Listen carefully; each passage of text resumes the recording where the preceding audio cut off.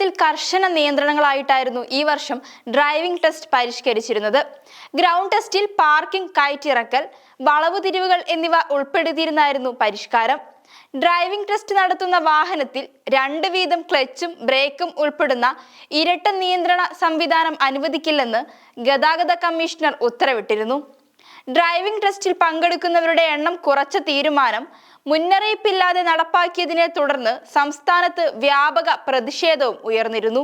ആദ്യം ടെസ്റ്റ് നടക്കുന്ന ഇടങ്ങളിൽ 100-ലേറെ പേർക്ക് ഒരു ദിവസം സ്ലോട്ട് അനുവദിക്കാറുണ്ടായിരുന്നു. എന്നാൽ ഇത് 50ആയി പരിമിതപ്പെടുത്തിയത് വലിയ പ്രതിഷേധത്തിന് കാരണമായിരുന്നു. കോഴിക്കോട്, മലപ്പുറം ജില്ലകളിൽ മന്ത്രി ഗണേഷ് കുമാറിന്റെ കോലം കത്തിച്ചിരുന്നു. മിക്ക ജില്ലകളിലും ഡ്രൈവിംഗ് ടെസ്റ്റിനെത്തിയവരും മോട്ടോർ വാഹന ഉദ്യോഗസ്ഥരും തമ്മിലെ തർക്കം കയ്യാങ്കളിയുടെ വക്കോളം എത്തിയിരുന്നു. നിരവധി പ്രതിഷേധ പ്രകടനങ്ങളും നടന്നു.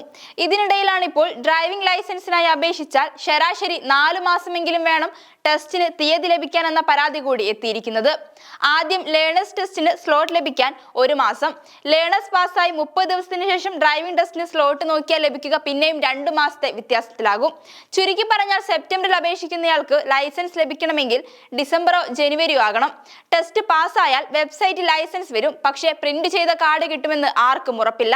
തമിഴ്നാട്ടിലാണെങ്കിലോ അപേക്ഷ കൊടുത്ത 3-ാം ദിവസം ലേണേഴ്സ് ടെസ്റ്റിൽ പങ്കെടുക്കാം. ലേണേഴ്സ് പാസ്സായി 30 ദിവസം കഴിഞ്ഞാൽ ഡ്രൈവിംഗ് ടെസ്റ്റിന് തീയതി എടുക്കാം.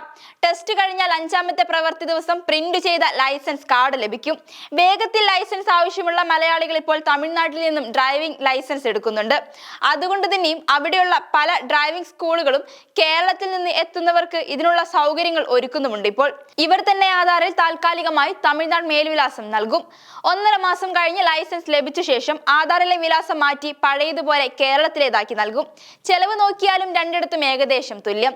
കേരളത്തിൽ കാറിനും ബൈക്കിനും ഒന്നിച്ചുള്ള ലൈസൻസ് എടുക്കാൻ ക്ലാസ് ഉൾപ്പെടെ ഡ്രൈവിംഗ് സ്കൂളുകാർ വാങ്ങുന്നത് ശരാശരി 10,000 രൂപ. ഇതേ തുകയ്ക്ക് തന്നെ കമ്മീഷൻ ഉൾപ്പെടെ തമിഴ്നാട്ടിൽ നിന്നും ലൈസൻസ് നേടാം. ഡ്രൈവിംഗ് ടെസ്റ്റ് ദിവസം മാത്രം ചെന്നാൽ മതി. പോയി വരുന്ന ചെലവുകൾ കണക്കാക്കിയാലും പെട്ടെന്ന് ലഭിക്കുമെന്നതിനാൽ നഷ്ടമില്ല. ടെസ്റ്റും ഇവിടത്തേതുപോലെ കുഴപ്പമില്ലെന്നത് പരസ്യമായ രഹസ്യം.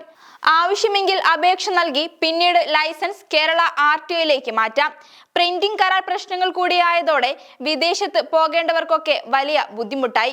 അങ്ങനെയും ഒട്ടേറെ ആളുകൾ ഇത്തരം സംസ്ഥാനങ്ങളിൽ നിന്ന് ലൈസൻസ് എടുക്കുന്നു.